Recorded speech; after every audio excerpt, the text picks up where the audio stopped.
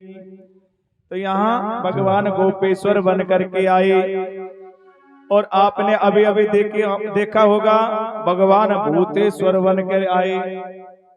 अभी आप अघोरी बाबा की झांकी देख रहे थे ना, भूत प्रेतों के संग मसाने में भगवान भोलेनाथ ने होली खेली है और आप उस होली को देख करके भागने लगे। भगवान भोलेनाथ के साथ भूत प्रेतों की होली हुई। भगवान ने यहाँ अघोरी रूप धारण किया और भूतेश्वर अवतार हुआ। बोले भूतेश्वर महादेव की। जिसका स्थान आज भी मथुरा में बना हुआ है। आप जैसे सीधे मथुरा ट्रेन से उतरेंगे और उतरते ही पहले जन्मभूमि से पहले भूतेश्वर पड़ेगा, फिर बाद में जन्मभूमि स्थान आएगा। सीधा श्रीधाम वृंदावन के लिए मार्ग गया है और वहीं से आप पर कहीं ब्रज में कोई से मार्ग और निकल जाओ। भगवान शिव ने जो लीलाएं की ब्रज में 12 कोतवाल रूप में भगवान शिव आज भी विराजमान है। नंदेश्वर महादेव बने हैं, गोपेश्वर महादेव बने हैं, आशेश्वर महादेव बने हैं, चकलेश्वर महादेव बने हैं, भूतेश्वर महादेव बने हैं, मन कामेश्वर महादेव बने हुए हैं। जो कामा में भी आज स्थान बना हुआ है। विमल कुंड जाओगे मन कामेश्वर महादेव का दर्शन पाओगे। तो भगवान शिव 12 कोतवाल रूप में आज ब्रज में विराजमान है। बोले शिवा शंकर भगवान की जय हो। और अब यहाँ से आगे हम इन्हीं 12 ज्योतिर्लिंगों का ध्यान करते हुए चले। सौराष्ट्र सोमनाथस्य श्रीशैले मल्लिकार्जुनम उज्जैन्यां महाकालम ओंकारे चाम्रेश्वर केदारो हिमवत् प्रतिष्ठे कन्या भीमशंकरः वाराणस्यां च विश्वेशत्रां त्र्यंबको गोमती तटे वेदुनाथमश्च भूमो नागेशो दारुका वने सेतुबंदे च रामेशो घुमेशा च शिवालय। ये 12 ज्योतिर्लिंग। पहले नाम आता है सोमनाथ। सोमनाथ ज्योतिर्लिंग कहाँ प्रकट हुई है इसका वर्णन आता है। दक्ष प्रजापति के 27 कन्या हैं। इनका विवाह किनके साथ किया आप लोग कथा में सुन चुके हैं। चंद्रमा को 27 जो कन्या है महाराज दक्ष की, उनको चंद्रमा को दिया। उनको पाकर के चंद्रमा आनंदित हुआ। समय बीतता गया। रोहिणी से अधिक इसने करता है चंद्रमा। और रोहिणी और पुत्रियों ने जाकर के शिकायत की तो यहाँ दक्ष ने श्राप दिया चंद्रमा को, तेरे 6 रोग हो जाएगा, कुष्ठ रोग होगा। तो आज भी आप चंद्रमा के जब दर्शन करते हैं तो कहते हैं ना चंद्रमा पर जो धब्बा लगे हुए हैं ये उन्हीं के कुष्ठ रोग बना हुआ है।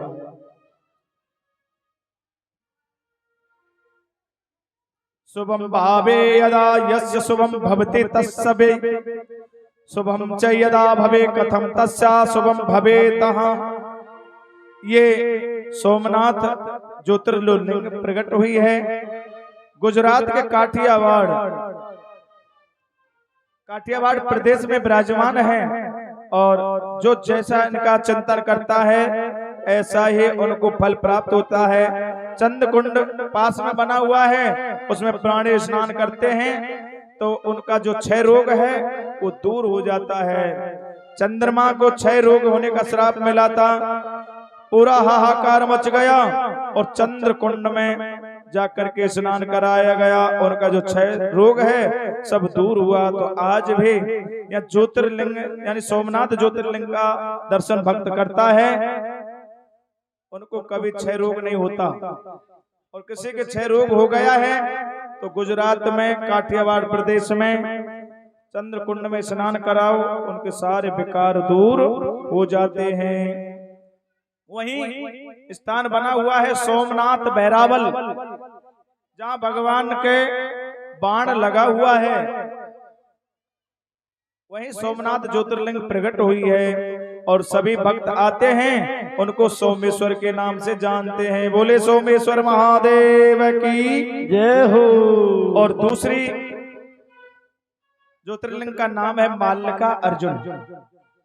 ये कहाँ प्रकट हुई है? क्रौंच पर्वत पर। और कुमार कार्तिक रुष्ट होकर के चले गए थे। इन्होंने इस माल्लिका अर्जुन ज्योतिर्लिंग को प्रकट किया। ये मद्रास जिले में कृष्णा नदी के तट पर है। जो भक्त आज भी अमावस्या और पूर्णिमा को इस माल्लिका अर्जुन ज्योतिर्लिंग का दर्शन करता है, साक्षात भगवान शिव और शिवा आज भी उस ज्योतिर्लिंग में विराजमान रहते हैं और अमावस्या को भक्तों को दर्शन देते हैं। बोले माल्लिका अर्जुन महादेव की जय हो। तीसरी ज्योतिर्लिंग का नाम है महाकाल ज्योतिर्लिंग। ये आप लोग सब जानते हैं, उज्जैन में इसका स्थान बना हुआ है और इस नगरी का नाम है आवंतिका नगरी, विद्या की नगरी। गुरु सांदीपन ऋषि आश्रम पर भगवान कृष्ण विद्या पढ़ने के लिए गए और वहां महाकालेश्वर भगवान के रूप में पूजा हुई। और नर्मदा का तट है, सभी लोग उनका दर्शन करते हैं, नर्मदा का जल चढ़ाते हैं और महाकालेश्वर पर आज भी भस्मी लगाई जाती है। भक्त दर्शन करने जाते हैं। बोले महाकालेश्वर भगवान की जय हो। और चौथी जो लिंग है जिसका नाम है ओंकारेश्वर लिंग। ओंकारेश्वर ये सुमेरु पर्वत पर विराजमान है और विंध्याचल पर्वत के समीप भगवान भक्तों को दर्शन देते हैं। जो भक्त आकर के इस पार्थिव लिंग का दर्शन करता है उनके मनोवांछित फल प्राप्त होते हैं। बोले ओंकारेश्वर महादेव की जय हो। ये ओंकारेश्वर के द्वारा ही प्रणव प्रकट हुआ। प्रणव कहते हैं लिंग को, जो ओम बनता है, आ, उ और अण, इन तीनों का जब मिश्रण करते ओम बनता है। इन्हीं ओम के द्वारा प्रणव अक्षर बनता है और तीनों के मध्य एक शक्ति कार्य करने लग जाती है। ब्रह्मा विष्णु और शंकर ये तीनों एक हो जाते हैं। बोले ओंकारेश्वर महादेव की जय हो। केदारेश्वर ज्योतिर्लिंग ये नर नारायण के रूप में दर्शन होता है। इसका हिमालय में जाओ, हिमालय के शिखर में और अलकनंदा नदी के तट पर और केदारेश्वर भगवान का दर्शन होता है। और पशुपत रूप में नेपाल में पशुपत जो नाथ हैं ये नेपाल में विराजमान है। बोले पशुपत महादेव की जय हो। और छठवां भीमा शंकर ज्योतिर्लिंग ये मुंबई पूना में लगता है।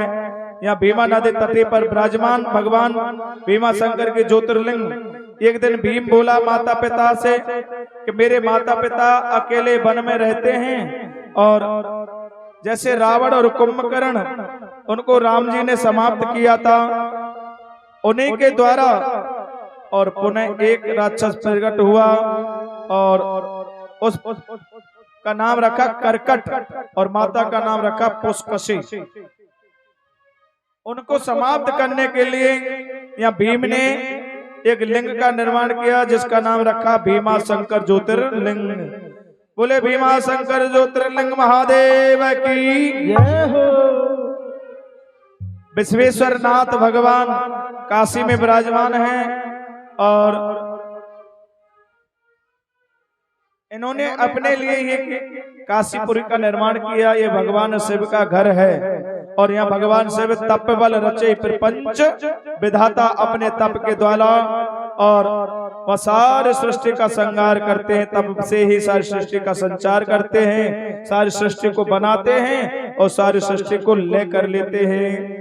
बोले काशी विश्वनाथ भगवान की जय हो। त्र्यंबकेश्वर ज्योतिर्लिंग ये मुंबई प्रांत नासिक जिले में पंचवटी स्थान पर 18 मील दूर गोदावरी नदी पर ये प्रकट हुई है। बोले त्र्यंबकेश्वर ज्योतिर्लिंग भगवान की जय हो। ऐसे 12 लिंग हैं। वैद्यनाथ लिंग ये बिहार प्रदेश में है और इसको रावण ने तपस्या की थी, लिंग को ले जाने लगा लेकिन रावण को लघु संख्या लगी, लिंग को नीचे रखा, पीछे वो साथ में नहीं गई, वहीं रुक गई। उस लिंग का नाम है बैद्यनाथ ज्योतिर्लिंग। बोले बैद्यनाथ महादेव की जय हो। और नागेश्वर महादेव ये बड़ौदा राज्य के दारुक वन में और इनका स्थान बना हुआ है, जहाँ भगवान दारुक सारथी भगवान को लेने के लिए आया। जब लीला संपन्न करके गए थे भगवान गोविंद, तो वहां जाकर के नागेश्वर महादेव की पूजा कराई। बोले नागेश्वर महादेव की। और रामेश्वर की पूजा आप जानते हो, मद्रास में और समुद्र तट पर इसकी स्थापना की भगवान श्री राम ने अपने हाथों से। इसका नाम रखा रामेश्वरम। रामस्य से ईश्वर रामेश्वर, जो राम के ईश्वर हैं वो है महादेव। महादेव ने कहा नहीं नहीं, जो महादेव के जो ईश्वर हैं वो है रामेश्वरम। इसके सुंदर वर्णन किया। ये एक दूसरे के पूरक हैं, राम और शंकर में कोई अंतर नहीं है, ये एक दूसरे के पूरक हैं। स्वाभिमान शंभो महादेव सर्वदा भक्त वत्सला, पाहि मां शरणा प्रपन्ना भक्त तदम दीना मानसम। भगवान शिव से कभी द्रोह नहीं करना चाहिए, और राम को मानता है, सब शिव से द्रोह करता है उसकी भक्ति सफल नहीं होती है। और जो शंकर से पूजा करता है, राम से द्रोह मानता है, तो भी पूजा नहीं मानी जाती। इसलिए दोनों एक दूसरे के पूरक हैं। शंकर प्रिय मम द्रोही शिव द्रोही मम दास, जे नर करे कल्प भर घोर नरक में बास। बोले शिवा शंकर भगवान की जय हो। इस प्रकार से भैया आप लोगों ने ये 7 दिन तक ये श्रीमद् शिव महापुराण का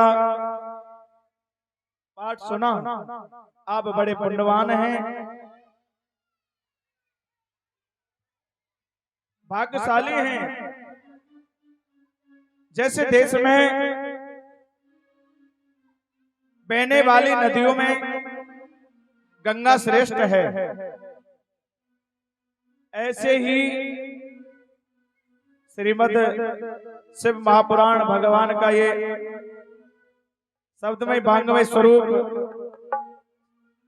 ये साक्षात पवित्र है।